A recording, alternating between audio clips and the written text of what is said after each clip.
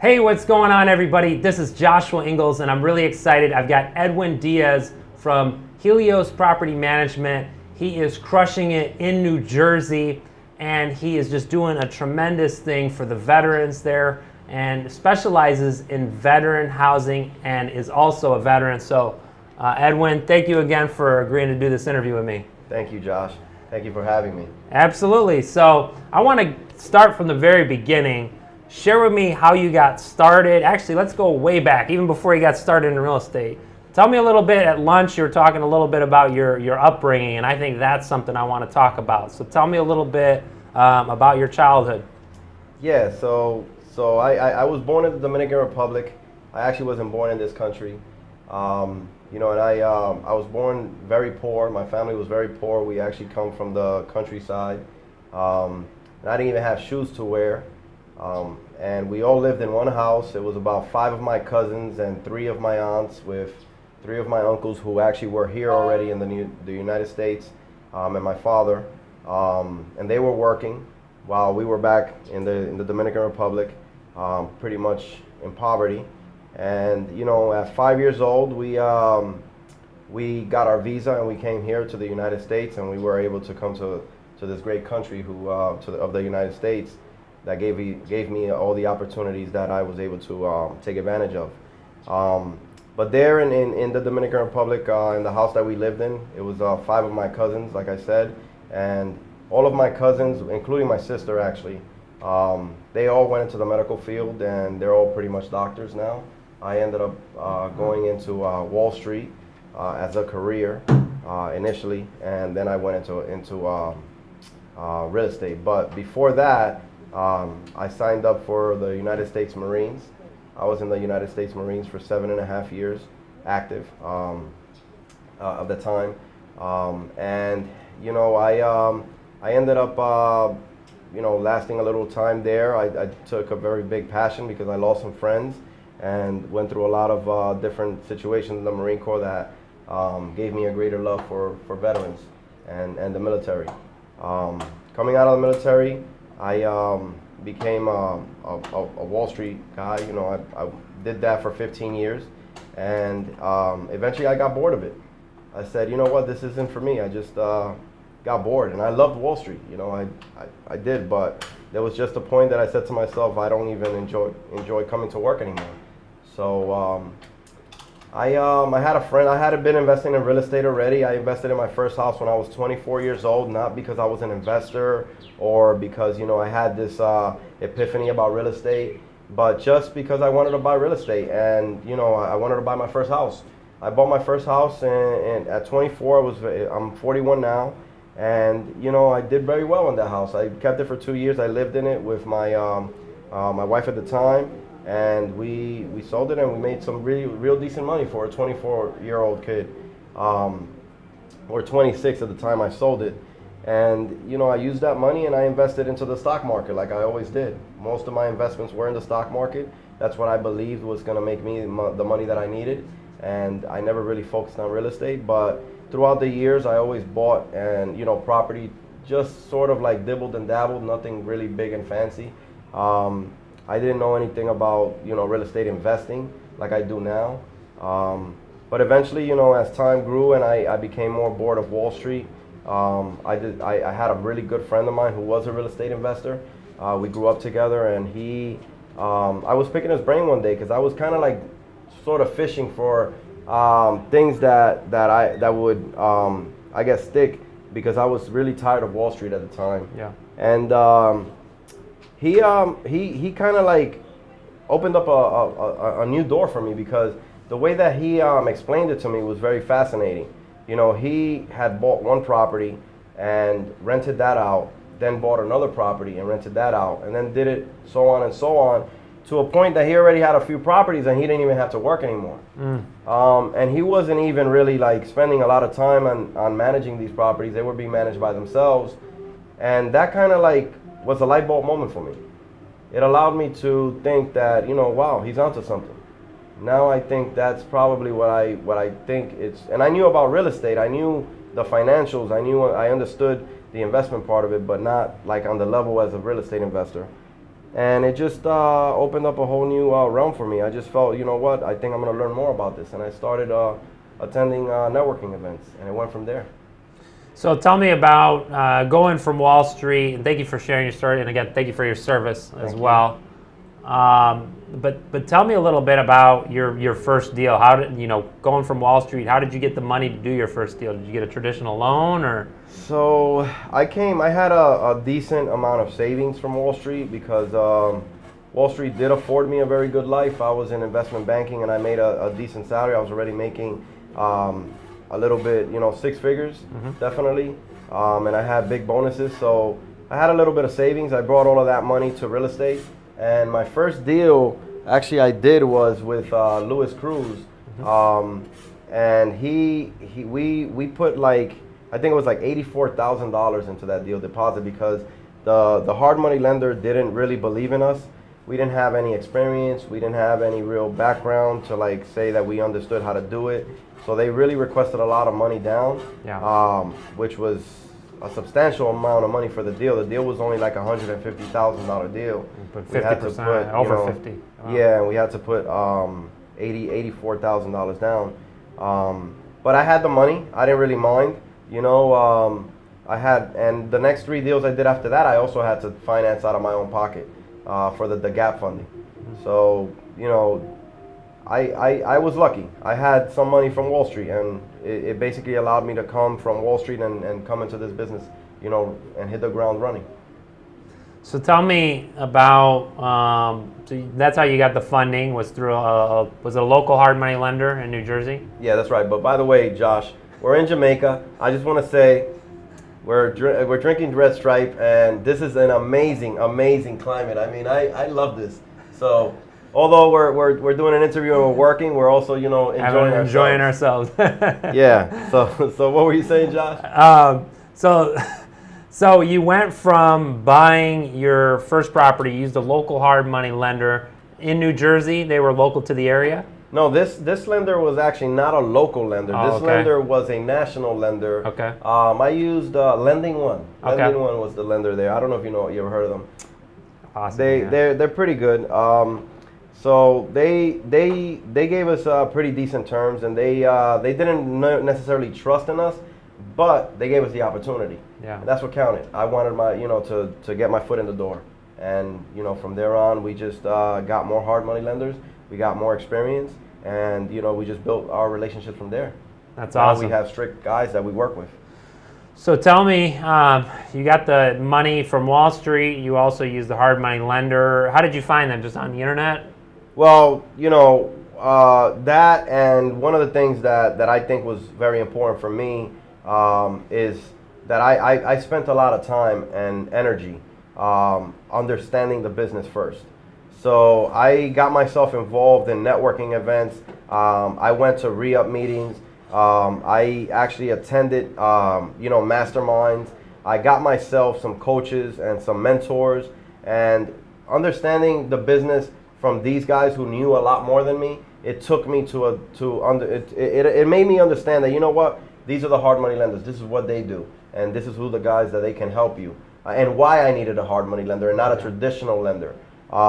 And my whole goal when I came into this business was always scale. I never wanted to do one deal and just make a little bit of money, and then, because I essentially wanted to retire. I went from Wall Street, building a career of 15 years that I was already tired of, to not wanting to continue that cycle of being an employee or working for the rest of my life, 40 hours, 50 hours a week. I wanted to come into this business and build a business that can really work for itself.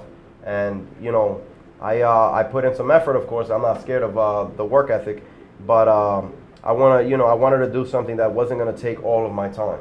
Yeah. And part of that was putting my energy into understanding this business, doing the right things, being around the mentors, being around the coaches, and understanding how to use those lenders or leverage that finance so that I can go ahead and do more deals. And a traditional lender just wasn't going to do that because they wouldn't be able to close on time. They wouldn't be able to get me the efficiency or the speed that I needed. Yeah. How did you find that first deal? Again, back to the networking. Okay. I met one of my good friends now. He's an investor in our local area. He owns several houses. He's also a realtor, and he ended up selling me my first 3 houses. So Oh, wow. Okay. networking. It works. Yeah. So your realtor friend found you your first 3 deals. You also got the money through networking. How about the renovation? What did you do to renovate it? How did you manage that? How did you find your contractors? By the way, like just to backtrack real quick, my first 3 deals, well, all of my deals actually up to this point, I do have other deals that are not, but that are coming in the pipeline. But all of my deals up to this point have been REOs. Okay. They've been bought from banks. Yeah. So although my friend was a realtor, he had the connections inside the banks with the asset managers. So back to your question with the rehabs, the renovations. That is actually the most difficult part of this business. Absolutely. And I'm glad you asked that, because it is actually my biggest, I guess that was the biggest learning curve, or the steepest learning curve that I had in this business. Not to say that I'm still not learning, because I am, but my first real big project, which I did with my friend Lewis, who was at lunch with us, and he's sitting back there somewhere, was a $120,000 renovation for a newbie, somebody who just got into this business. Wow. It was extremely tough. I made bunch of mistakes. I mean, I can't even tell you guys how many mistakes I made. My contractors, I was just firing them left and right because they were not doing the right things, and I didn't have the systems in place to understand why they weren't doing the right things. But it was really my fault. I didn't understand the construction aspect of it well enough. I knew the financial part, I knew the analysis, I knew how to get deals, I could get deals. I just didn't understand how to manage contractors or manage construction management. Yeah. But we got those projects done eventually. We learned more. I eventually partnered up with a good friend of mine who's a fraternity brother of mine, as well as a former veteran in the Marines with me, and he understood construction very well. Okay. He had a construction management or construction company, and essentially we merged our companies, and now he manages all the construction part of the business. I manage the acquisitions part. Yeah, so again, it goes back to your network. Sounds like at every step of the way you had somebody helping you, or putting that team together has just been crucial to your success, it seems. Absolutely. I mean, since I started, even in business period, networking has been like a very strong piece of like a focal point for me in every aspect of this game, regardless if it's Wall Street or if it's real estate. Networking has always been a very key piece. So let's talk through so deals 1, 2, and 3. What would you say with the construction piece? What was the biggest challenge of that construction? It was the contractors. They would disappear on you. They'd do bad work. What was it? Definitely number one, they just didn't do the things that they said they would do, and I trusted more than I should have. Sure. And I didn't verify enough. So I was a new guy. I didn't understand the business very well. I was always traveling, so I would have a contractor, and he would tell me, by the time you're back, we're gonna finish the bathrooms and the kitchens. I would come back from vacation, the bathrooms and the kitchens wouldn't even be started. So that's my fault. That was my situation. I caused my own problems because I trusted them too much. Yeah. But that's just like a little part of the problem. The other problems were I didn't verify these guys with referrals, or even go see enough of the projects, or spend enough time vetting these contractors before I even started hiring them. And also, one of the key pieces of information that I think I understand very well now is you don't give chances to contractors. Contractors are not your kids, although they act like kids. You should never ever give them the same trust, or involve yourself in their relationship like they're your relatives. If a contractor messes up on you, or does a wrong thing on your job site, or is not doing the right thing, that your company has certain values and they're not aligned, fire them immediately. That's my advice. Yeah. Because that's the way that it has improved my business. And you know what? If I give a contractor too many chances, I start losing money. I start losing time. And then, it starts affecting me more. So now I don't give contractors any chance. As soon as that I see that they are doing the wrong thing, I let them go. Yeah. No, it's slow to hire, quick to fire. Yes. Yeah, yeah. Exactly. That's super important. I like the fact that you say, you didn't vet them now. I'm sure you have a vetting process at this point. Yes. I like what you said too. Visiting an active job site that they have going on, because how they treating a current job site. If you go to a job site and it looks like a bomb went off, and they've got stuff everywhere. I mean, that's how they're gonna treat your house too. Exactly. So, so let's talk about deals. You talked about 1, 2, and 3. How were you kept working with REOs? How are you funding them? Were you, did you have to sell those first few deals to do the next deals? How did you start scaling that? So the first deal, the first 2 deals were flips or rehabs, and those essentially, I used some of that money to keep on funding more deals, but I got more deals without having already sold those. I still had those deals, and I bought more deals. But the next few deals I had were holds, and I started focusing more on the property, on the property management to hold those deals, and sort of the buy and holds. Because I'm a long-term investor, I focus more on the buy and holds than I do on the rehabbing. But my partner's a rehabber; he likes that part of the business. Yeah, well, I think a lot of people that may be watching this video or maybe thinking about getting into investing, I think the first thing people think about is flipping houses. So I always like to hear when like what you're telling me is music to my ears, is that you weren't laser focused on flipping. You actually thought of the long term. I mean, I like to do the work once and get paid for the rest of my life versus having to redo it over and over and over and over again. Yes. So tell me a little bit about your buy and hold strategy that you started at the beginning, and then what that looks like, how that evolved. So our buy and hold strategy sort of has evolved over time, but initially, as you mentioned in the beginning, we focus pretty much on veteran housing. That's the niche of our business, but we also do have normal residencies, like we rent out to regular people who are not veterans, just like you and I. And we try to buy properties in good, decent neighborhoods that have economic activity, have some type of good school systems, obviously, and are what we term as real estate investors, B to A neighborhoods. I even go into the C pluses, but I try not to go below that for our rentals or long-term holds. If it's anything below that, then those are going to be considered like short-term holds. Okay. But our long-terms that we try to keep for like indefinite, if it's a great property and it's cash flowing a very decent amount, why sell it? Yeah. You have no reason to sell it. So tell me a little bit about, I know you have a passion for the veterans because you have your military experience yourself. So what got you thinking about that, or what introduced you to the opportunities of veteran housing? So interestingly enough, obviously my passion comes from me being a veteran myself, and obviously having a lot of friends in the military, and also friends that I've lost, and I know the situation very, very well at firsthand.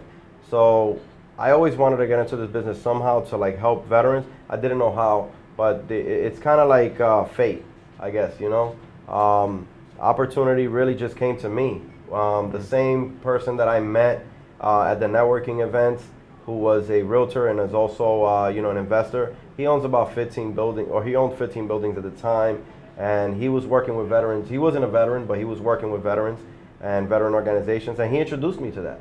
He knew that I had a passion and I was a veteran, and he introduced me to it. And he introduced me to the contacts that he had and the network, and he opened up the doors, and I used that, and we continue to go from there. And I built more connections, and I started working with veteran affairs representatives, and obviously going around the country to meet more people. So let's say somebody that's watching this wanted to get into veteran housing. Are there any, where would someone start? Well, there's definitely organizations or nonprofits who help with veterans housing. Some of them are in my local area, and also there's a national one. Soldier On is one of the organizations that we work with. There's a local one called Community Hope which is their slogan is Hope for Veterans. And veteran housing is a problem in America. There is a veterans homelessness problem. So, and there also are veterans who are not homeless, who have a shortage of housing. So these organizations sort of work with these veterans, help them find these houses, and they also have benefits that these veterans have from the VA, and they work to get these veterans these benefits. Also, one of the key things that I wanted to share, which is a tremendous opportunity for people who want to get into veteran housing, is that in America we have the VA loan. So any veteran who, if you're a veteran of the United States military, you actually have the ability to receive a veteran's loan to buy a house, like a first-time home buyers. And a VA loan doesn't need allows the veteran to buy a house without any down payment, 0% down. So that's a tremendous benefit. However, unfortunately, only 15% of veterans in America take advantage of this, and that's a sad situation. Wow. So that is one of my goals, is to increase that percentage and sort of continue to help veterans own their home, So I guess part of that is education. Education. Yeah, I mean, if 15%, I mean, that's staggering. Exactly. It's like unfathomable that the veterans don't even, or maybe they don't even know that they have these things available to them. Exactly, and it's a 0% down program. Yeah. I mean, it's affordable. Yeah.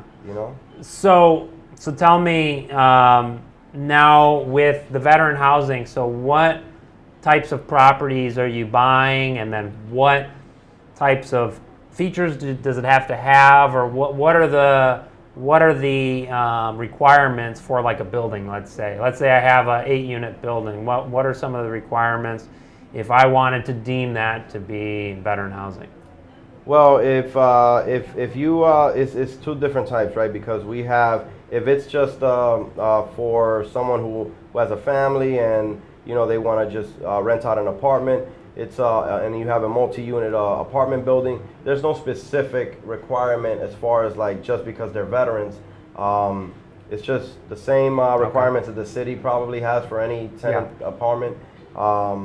And you have to follow the city codes, the state laws, and you have to get the COs, the certificate of occupancies, make sure that everything is fire protected, and you have the fire alarms, smoke detectors, and just follow those guidelines. But when we deal with veterans homeless units, now those are more regulated. Those are different, because now you're talking about something similar to like boarding houses, where you require sprinkler systems. You have to have certifications from the regulatory authorities who basically give you the license to operate that type of housing. And that's with the local city. So every city's different around the country, every county's different. So you would have to find out what they require for those type of units in your county. But in New Jersey, where I'm from, they have rules or a specific board that deals specifically with boarding and rooming houses, and you get a certificate for that, or license. They come every year and they inspect, and you have to pay certain fees or regulatory dues or amounts. And once you meet the code and you get all those licenses, you can go ahead and start working with the organizations and rent these places out. So with what you're doing, so let's talk a little bit about, because you mentioned there's like two different avenues. You have the veteran homelessness. So is that almost like government, essentially? That's like government regulated, and then the other housing you're doing is more like nonprofits are paying your rents, or how does that? Well, everything is essentially government regulated, but the veterans that essentially we don't market for residents. We work with these organizations, and they bring us the actual residents. Yeah. So whether they're homeless or whether they're not, it doesn't matter. They work with veterans. Yeah. It's just, if the veteran was a veteran of the United States military, they have those benefits, and they were honorably discharged, they're allowed to work with those organizations, and those are the organizations find them the housing. Mm-hmm. So we work with the organizations. We don't market out. They have a high demand, and they bring us all of the tenants or the residents. So let's say there's a veteran watching this video, for example, that maybe they're in need of assistance. So where would you recommend a veteran going to? One of these different nonprofits for veterans that are specific? Because I'm sure there's different nonprofits for housing for veterans. Well, they have a actual housing section of the Veterans Affairs. Okay. So they should probably go to the Veterans Affairs Administration or the Veterans Administration, and that's a federal government organization. They can call the VA directly, and every veteran should know what the VA is because they're taught that in the military. There's a housing representative in every state, so they should contact their local housing representative, and that housing representative would be able to put them in contact with any local organizations, because those organizations or nonprofits work with the VAs. Gotcha. Okay. And even the VA actually can find them housing, because the VA does have programs that they do that as well. And we work with the VA as well. Absolutely. Okay. So tell me a little bit. We talked about your beginning. Tell me about what your business looks like today, and where you want to be, let's say, in the next 10 years. All right, great. So, when I first started in this business, that definitely not the vision that I had for how the business is now. And I'm sure that, in 10 years from now, I'm definitely going to be in a totally different space than what I believe I should be or would be where I am now. When I first started, I always wanted to do the buy and holds. I just didn't know that I was going to be doing this type of business, or how my business is being done now. Now, like I said, my partner manages the construction. I manage the acquisitions.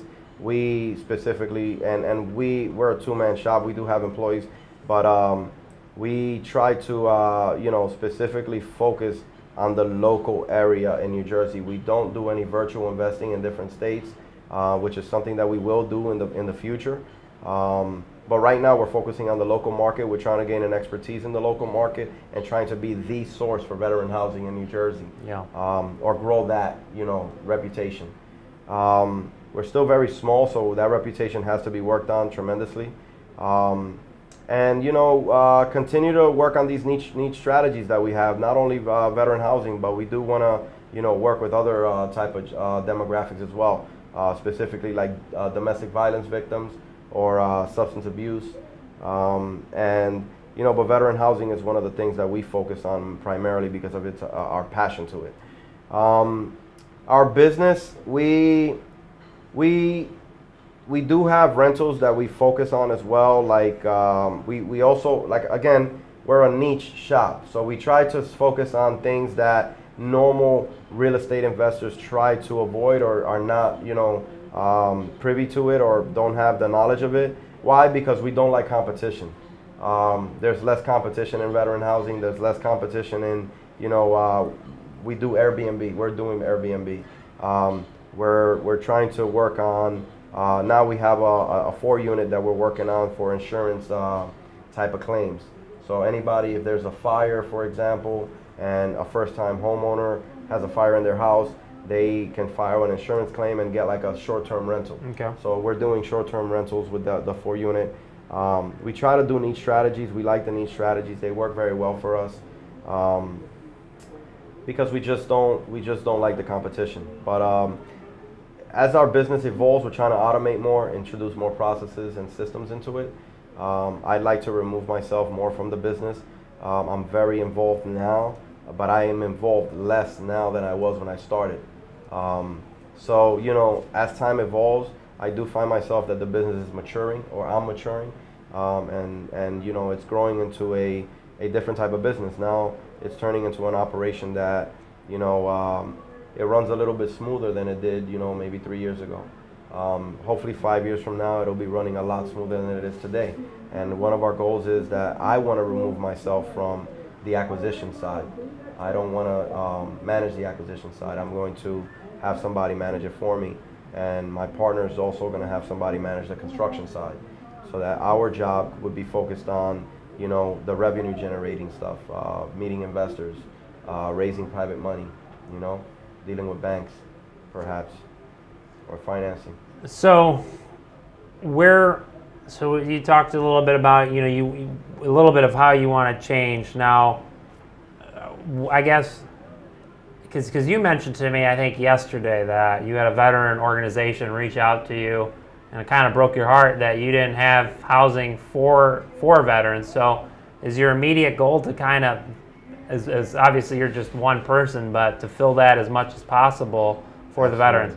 Yeah. Absolutely. So right now we when we began this interview, we spoke about networking is very important. So obviously Josh and you and I are friends. So we have a good relationship. If I'm going to invest, I'm always going to try to invest where I have friends. Yeah. So if I decide to go out of state, I'm probably going to go explore where my friends are, where you are, Josh, in Chicago or Illinois. We have friends in Atlanta. We have friends in Florida and Texas. So part of the focus is to definitely close that gap, all over the country. We want to try to obviously tackle it in New Jersey first, and then eventually branch out to different states and try to close that gap. The city of Atlanta, I think they have several thousands of homeless veterans there. Wow. And it's something that I was focusing on as well, to go down there and work with that problem, or try to tackle that problem and reduce it by certain percentages. Yeah. We're not gonna make the world whole in one day, but at least if we can try to close that gap as much as possible, we can improve the system. I mean, just helping one person, and then Yes. one person at a time. I mean, it makes all the difference for them and their families. So Absolutely. that's awesome. So, your story is pretty incredible. I mean, you kind of shared your story as a kid. You didn't go into it as much as what you said at lunch. I mean, you literally, I think you said you didn't even have shoes growing up. Yeah. To where Yeah. you're at today, I mean, it's kind of a rags to riches kind of story. Yep. Of where you're at today and what you've accomplished. It's just awesome. So, man, just keep it up. What advice would you give somebody who's maybe they're struggling, maybe they haven't done their first deal, maybe they don't know where to even begin? What advice would you give? Maybe they're going through some financial difficulties right now. I think you got to stick it out. You got to continue to keep moving forward and just push through. It wasn't easy for me. This interview is not going to capture the amount of problems or obstacles that I've experienced, but it was extremely difficult to find my first deal. It took me over a year to find my first deal, and I didn't just go to one networking event and just found my golden goose. Yeah. It wasn't like that. It was very difficult to achieve even initial success. So I say continue going out there. Go to as many events as you can, meet people, continue working and perfecting on your craft, because obviously there's certain skills that are required of a real estate investor. Networking is just one of them. There's probably 1,000 others. So always focus on perfecting your skills, understand analysis, understand, deal acquisition, understand networking, how to raise private money, and read about it. Just constantly go out there, meet people who know this, and, be around them, be around other investors who are more intelligent than you are in that aspect of the business, and learn from them. Josh knows a tremendous amount of things that I don't know, and we talk all the Vice time versa. about stuff. We share information. So he calls me when I'm in New Jersey, and we share information, and we have continued to keep that relationship. I think that's very important, to find people in this industry who are in either more advanced than you or do a different type of business and have an expertise in their field, and then you can learn from them and use that and perfect your field, and maybe you can transfer information to them, help each other out. It's a symbiotic system over here. But I think for young people or people who are just getting into this business and are struggling, I think it just takes tenacity. You got to have the courage. You got to continue to just fight. And don't get discouraged. I think mindset is really 90% for everything for me. The effort, the physical effort that is required is important. Finances are important, but if you don't have the mindset to make it in this business, you're just not gonna make it. I mean, the obstacles we experience are very, very tough. Yeah. I got rejected by 4 hard money lenders in my first deal. I almost thought I was gonna lose the deal. before I found the last hard money lender who told us that we needed to come up with $86,000, I think it was. And you know, I don't know how to tell it to someone else, but they have to be able to be willing to deal with rejections from lenders, from realtors, from, you know, possibly people who they think are going to be their mentors, from everybody around you. You have to be able to deal with rejection. And I think you have to have a tough skin. Yeah, I think it was Colonel Sanders pitched his recipe. I don't know if you heard that story to I think it was over 1,000 different places before he was successful. I mean, it's just incredible. So yeah, tenacity, that's a great answer, because this business is hard, especially starting out. And then it's the hardest when you're starting. So having that tenacity is so important. What's the best way for people to get in contact with you? Well, you can definitely follow us on social media. Instagram, Helios, Helios, M as in mother, N as in November, G as in George, T as in Tom. I didn't use the military words, but you know, they get the point. Facebook's the same thing, Helios MNGT.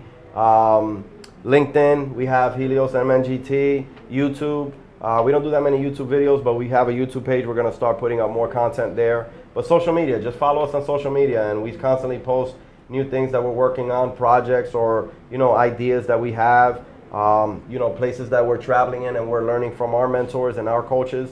So stay in touch with us, and you can also just send us a direct message. Awesome. Well, thanks again for the interview, and again, thank you for your service and everything you guys are doing for our veterans. Thank you. Okay. All right, stay tuned, guys. We'll see you soon.